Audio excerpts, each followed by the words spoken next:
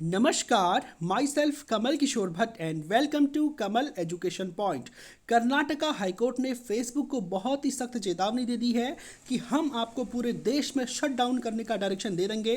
Facebook will be shut down, Karnataka high court warns over investigation. आप देख सकते हैं द इकोनॉमिक टाइम्स ने भी आर्टिकल छापा है, we will close down Facebook in India, Karnataka high court warns social media giant. तो क्या है पूरा मामला, आपको विस्तार से बताऊंगा। अगर आप भी फेसबुक चलाते हैं, फेसबुक में अकाउंट होल्डर हैं, तो कुछ बातों का ध्यान हमको आमतौर पर रखना चाहिए, क्योंकि फेसबुक एक बहुत ही ज़्यादा सिक्योर माध्यम नहीं है सोशल मीडिया के रूप में। आप जानते हैं तरह तरह की जो फेक इन्फॉर्मेशन है वो फेसबुक पर आती है, और उनको शेयर करने से पहले उसकी सत्यता हमको जान लेनी चाहिए। अपना जो अकाउंट है उसको हमेशा लॉक करके रखना चाहिए। प्रोफाइल पिक्चर है, उसमें प्रोफाइल पिक्चर गार्ड है, उसको अप्लाई करना चाहिए। इसके अलावा आप जानते हैं फेसबुक में आमतौर पर ठगी होती रहती है। आपसे आपका कोई फ्रेंड बन के आपसे वो मैसेज करके मुझे इतने पैसे दे दो, ये लिंक भेज देगा, इस लिंक पर क्लिक करो, आपको इतने पैसे मिल जाएंगे। इस तरह की गतिविधियों में आपको लिप्त नहीं रहना चाहिए। इसके अलावा आप जानते हैं कि फेसबुक में प्रोफाइल पिक्चर के अलावा आप जानते हैं कि अंदर जो हमारा प्रोफाइल वाला सेक्शन होता है, वहाँ पर जब आप अकाउंट खोलते हैं तो फ़ोन नंबर है, ईमेल आईडी है और आपकी डेट ऑफ बर्थ है, इन सब को भी डालने का ऑप्शन होता है। या तो आप चाहें तो उसको अवॉइड कर सकते हैं, या फिर अगर आपने उस इन्फॉर्मेशन उसमें डाल दी है तो आप उसको हाइड करके आपको रखना चाहिए, क्योंकि ताकि आजकल के ज़माने में जो सोशल मीडिया है वो एक बहुत ही ज़्यादा सिक्योर माध्यम नहीं है। अकाउंट्स हैक हो जाते हैं और बहुत बड़ी प्रॉब्लम क्रिएट हो जाती है। जैसी प्रॉब्लम इनके साथ क्रिएट भी हो सकता है आपके साथ भी हो। तो पूरा मामला क्या है आपको विस्तार से बताऊंगा। दरअसल एक शैलेश नाम के व्यक्ति हैं जो भारत के रहने वाले, कर्नाटका के रहने वाले हैं। इनकी पूरी फैमिली कर्नाटका में रहती है और ये पिछले 25 सालों से सऊदी अरब में जॉब करते हैं। ठीक है, आमतौर पर आपने सुना ही होगा कि जो गल्फ़ की कंट्रीज़ है ये बहुत अच्छी अनुकूल यहाँ पर दशाएं हैं भारतीय वर्कर्स के काम करने के लिए, क्योंकि सैलरी यहाँ पर ठीक ठाक मिल जाती है, अमीर देश हैं और भारत के नागरिक चूंकि नज़दीक पर है इसलिए यहाँ पर नौकरी करने के लिए जाते हैं। तो ठीक इसी तरह से शैलेश नाम के एक व्यक्ति हैं, ये भी यहाँ पर जॉब करने के लिए जाते हैं। और इससे पिछले साल एक आध साल पहले आप लोग देख पा रहे होंगे बहुत ज़्यादा हल्ला चल रहा था सीएए और एनआरसी को लेकर। आपको पता है सीएए क्या होता है, सिटीजनशिप अमेंडमेंट एक्ट, नागरिकता संशोधन अधिनियम। उस समय सरकार लेकर के आती है, इस पर विपक्ष ने काफ़ी हंगामा किया था और भी बहुत कुछ उस समय चल रहा था। ठीक है, तो उस पर मैं नहीं जाऊँगा। इसके अलावा एनआरसी आप जानते हैं, एनआरसी क्या होता है सबको पता है, नेशनल रजिस्टर ऑफ सिटीजनशिप। तो इस मामले को लेकर आप जानते हैं कि शैलेश क्या है, सऊदी अरब में रहते हैं, फेसबुक चलाते हैं, फेसबुक यूज़ करते हैं, अपनी दैनिक दिनचर्या की जो भी गतिविधियां होती हैं वो फेसबुक पर डालते रहते हैं। तो एक दिन अचानक इन्होंने एक पोस्ट डाल दी कि भारत सरकार जो सीएए और एनआरसी ला रही है मैं इसका सपोर्ट करता हूं। आमतौर पर इस तरह के हमारे पास सर्कुलेट होते हुए इमेजेस टाइप की आती रहती हैं, तो इन्होंने भी इसको शेयर कर दिया। जैसे इन्होंने इसको शेयर किया, इमीडिएटली इनके पास एक धमकी भरा फ़ोन आता है। ये उस फ़ोन से काफ़ी डर जाते हैं, क्योंकि अपने देश में तो रह नहीं रहे, विदेश में रह रहे हैं। तो ये काफ़ी डर जाते हैं और उसके बाद ये फेसबुक अकाउंट को ही अपना पूरा का पूरा डिलीट कर देते हैं। और इन्होंने ये बात अपनी फैमिली को भी बताई थी कि ऐसा सा हो गया है।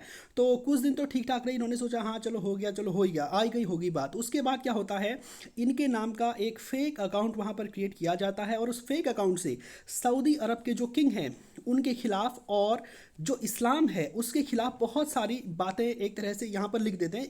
ये ऐसा बताते हैं कि ये अकाउंट मेरा नहीं है, मैंने अपना अकाउंट डिलीट कर दिया था। उसके बाद एक फेक अकाउंट मेरा क्रिएट किया जाता है, मैं सऊदी अरब में रहता हूँ, क्योंकि ये अपनी दैनिक दिनचर्या की जो भी चीज़ें थे वे फेसबुक पर अपलोड करते रहते थे कि मैं सऊदी से इंडिया जा रहा हूँ, इंडिया से यहाँ जा रहा हूँ, काम पर जा रहा हूँ। तो ये सब कुछ अपलोड करते रहते थे।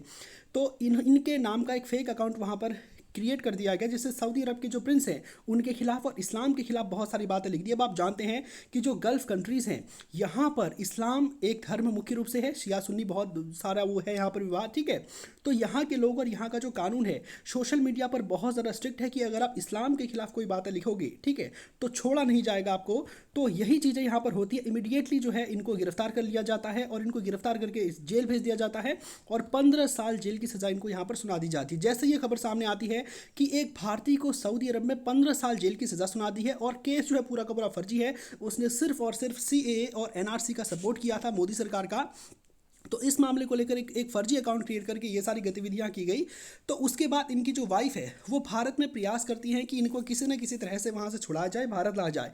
तो इसके लिए वो पुलिस में केस दर्ज करती हैं, पुलिस थाने में जाती हैं। जैसा कि आप जानते हैं पुलिस का बिहेवियर आमतौर पर क्या रहता है, तो पुलिस चौकी में जाती हैं, केस दर्ज कराती हैं कि मेरे पति ऐसे ऐसे सऊदी अरब में नौकरी करते थे, उनको एक फर्जी केस में फंसा दिया, किसी ने उनके नाम की फर्जी फेसबुक आईडी बना दी और उससे क्राउन प्रिंस और इस्लाम के खिलाफ बातें लिख दी और उनके पति को वहाँ पर झूठा फंसाया है। तो पुलिस पूरे मामले को देखती है। चूंकि मामला विदेश का था तो पुलिस के लिए केस दर्ज करना एक मजबूरी था, लेकिन पुलिस ने केस तो दर्ज कर लिया लेकिन हुआ कुछ भी नहीं। ठीक है, जब पुलिस ने कुछ नहीं किया तो फाइनली इनके पास हाईकोर्ट जाने के अलावा कोई और ऑप्शन नहीं था। तो 2021 में ये चली जाती हैं, जो कर्नाटका का हाईकोर्ट है वहाँ पर चली जाती है, और कर्नाटका का हाईकोर्ट जो है वो इस मामले की सुनवाई अब वहाँ पर होनी है। तो शुरू में तो वहाँ पर भी कुछ नहीं होता है। ठीक है, आपको जानते हैं कि न्यायिक प्रक्रिया में काफ़ी विलंब होता है। भारत में न्यायपालिका में हजारों लाखों केसेस पेंडिंग रहते हैं, तो सुनवाई इतनी जल्दी नहीं होती है। तो इससे पहले वहाँ पर सुनवाई हुई थी, और लेटेस्ट जो सुनवाई इसकी हुई थी वो 12 जून के दिन हुई थी, और 12 जून को कर्नाटका हाईकोर्ट इस मामले को काफ़ी गंभीरता से लेता है।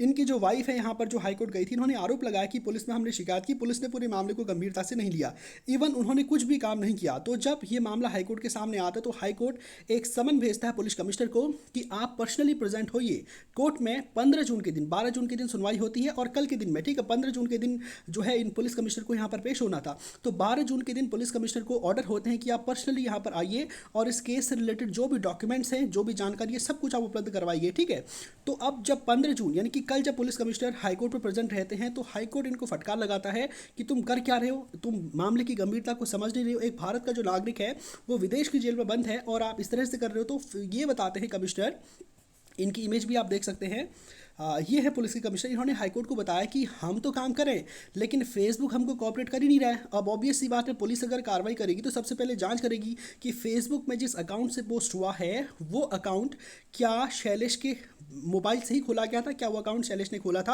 या फिर किसी दूसरे व्यक्ति ने। तो ऑब्वियस सी बात है, जब फेसबुक इन्फॉर्मेशन देगी कि ये अकाउंट इस देश में खुला था, इसने खोला था, इस फ़ोन नंबर से खोला गया, तो ऑब्वियस सी बात है तभी करेगी। तो यहाँ के जो कमिश्नर साहब हैं इनका कहना था कि फेसबुक हमको बिल्कुल भी हेल्प नहीं कर रहा है, और वहाँ पर फेसबुक के भी प्रतिनिधि उपलब्ध थे। जब हाईकोर्ट ने पूछा फेसबुक के मेंबर से कि आप क्यों जो जानकारी है उसको अवेलेबल नहीं करा रहे हो, तो फेसबुक का कहना था कि हमें तो कुछ पता ही नहीं है वहाँ पर क्या हुआ क्या नहीं हुआ, हमको उस लोकेशन के बारे में जो ये पूछ रहे हैं हमारे पास वो इन्फॉर्मेशन उपलब्ध है ही नहीं। तो जब ये बात सामने आती है तो जो हाईकोर्ट है वो काफ़ी फड़क जाता है फेसबुक के ऊपर, और वो कहता है कि हम आपको 7 दिन का समय दे रहे हैं। ठीक है, आज 15 जून है, 22 जून तक हमको सारी की सारी डिटेल चाहिए, और अगर तुमने 22 जून तक ये डिटेल्स हमको अवेलेबल नहीं कराई तो हम तुम्हारे फेसबुक के को पूरे इंडिया में शटडाउन कर देंगे और तुम्हें यहाँ से भगा देंगे।